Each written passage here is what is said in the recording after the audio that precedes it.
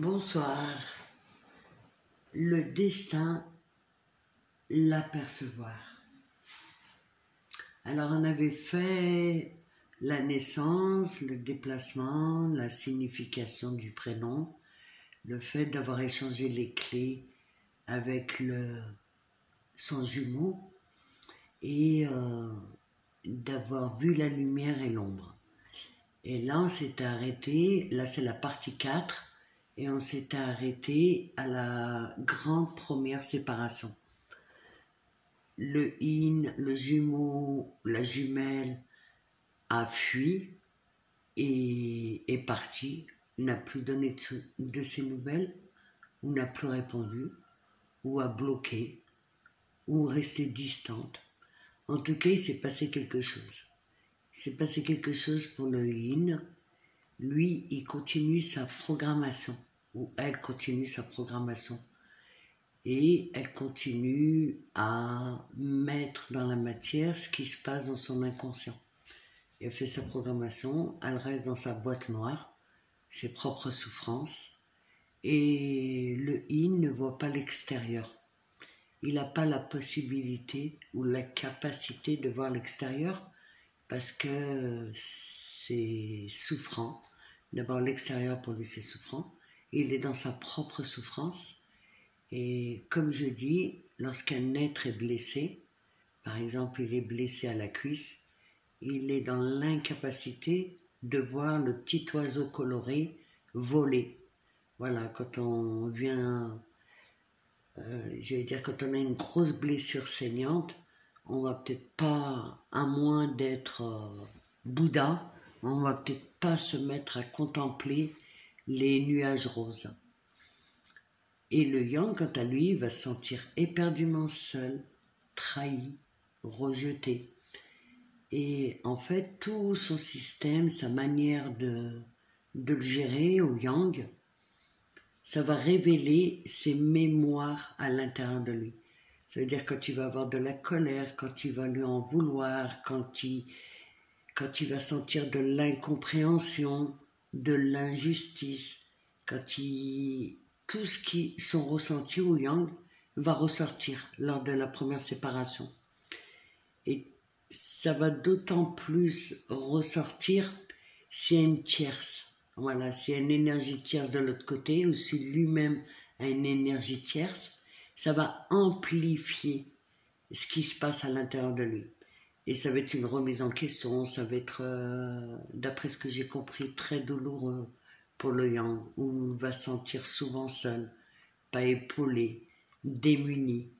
Et tout ça, justement, le yang, il est justement seul parce qu'il a les outils, il a les ressources.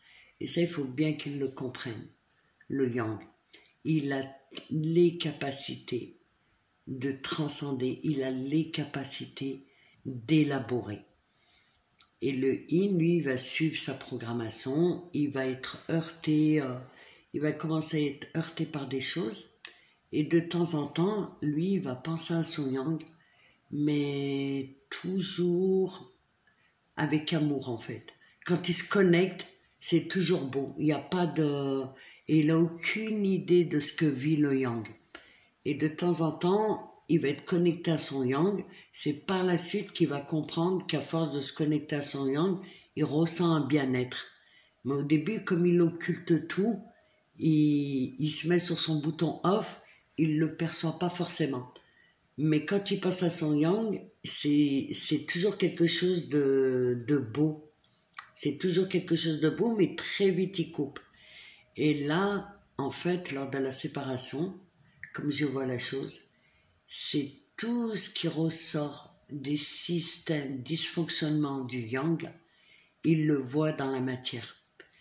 Tout ce qui ressent, surtout le côté émotionnel du yang, il va le voir dans la matière. Tout son mal-être, tout ce qu'il a vécu. Et à 80%, il peut le résoudre tout seul. Parce que toutes ces mémoires-là viennent d'abord de lui. Et en fait, c'est le yang, il doit faire de l'introspection à l'intérieur de lui et dénouer tous ces schémas négatifs et dénouer ses résonances et toutes les croyances qu'on a pu lui inculquer depuis qu'il est petit. Tandis que le yin, lui, il faut qu'il fasse confiance au monde, à l'extérieur, parce que pour lui, le yang, c'est un danger. La matière, en fait, il n'est pas à l'aise avec la matière.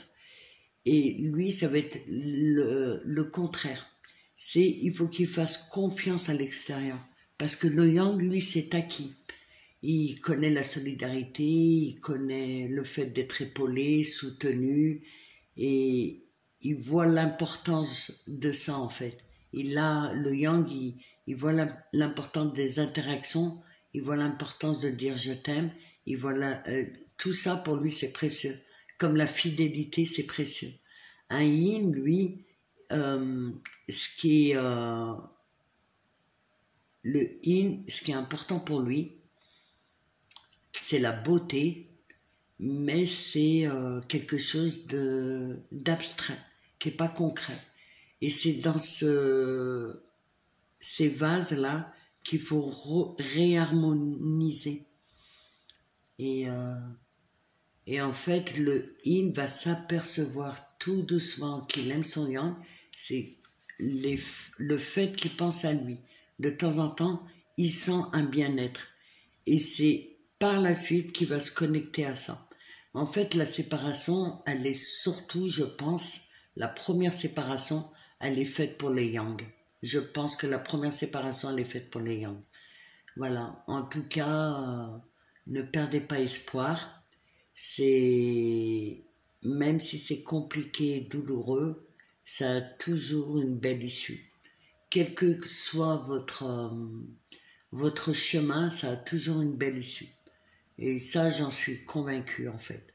Et tant qu'il y a de l'amour, ou qu'on veut de l'amour, qu'on veut vivre de l'amour, il y a toujours une belle issue. Voilà, je vous dis à très vite. J'espère que cette capsule vous sera utile. Et à bientôt.